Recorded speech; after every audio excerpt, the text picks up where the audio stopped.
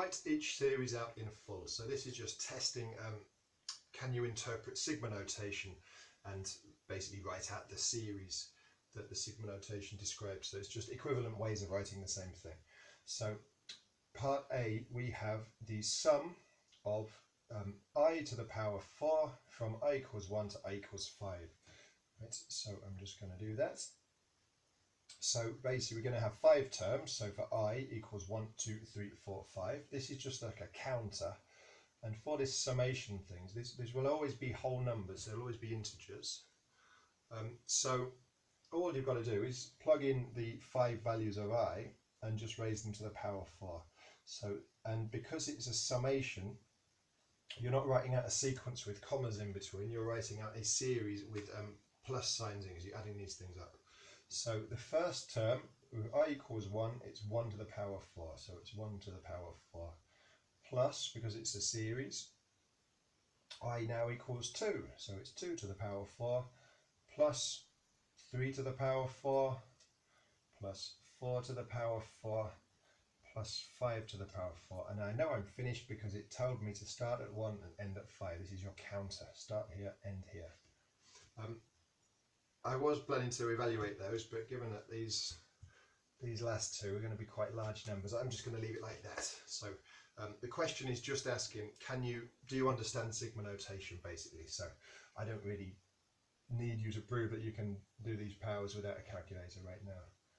Part B, so we have the sum of, from j equals 1 to 7 of 3 to the, that should say j, of 3 to the j.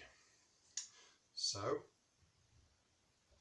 we are going to start from 1 and we're just going to raise 3 to different powers. So it's going to be 3 to the 1 and it's a series, so it's going to be plus 3 squared plus 3 cubed, plus 3 to the 4, plus 3 to the 5, plus 3 to the 6, plus 3 to the 7. So, same as the last cut. I could quite easily evaluate some of these, but I think when I get beyond the 4, I'm going to have a bit of trouble with those, and it's not really going to benefit the skills that I'm trying to get across to you in any way right now. So I'm just going to leave it like that.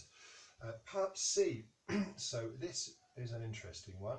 Interesting just because it is actually the formula for something. So you'll come across that when you do some statistics work. So we have the sum from j equals 1 to n, so for n numbers of xj, pj. So this actually is the expectation formula. Random variables that can take different values, and each value has a probability with it. You could use this to find the expected score when rolling a dice, that sort of thing. But that isn't what the lesson's about right now. So all we need to do is show that we know what we're doing. So we're going to, it starts off easily. It's probably the last 2 terms that will be the problem. So the first one, we're just going to plug in 1 into this. So it's going to be x1 p1.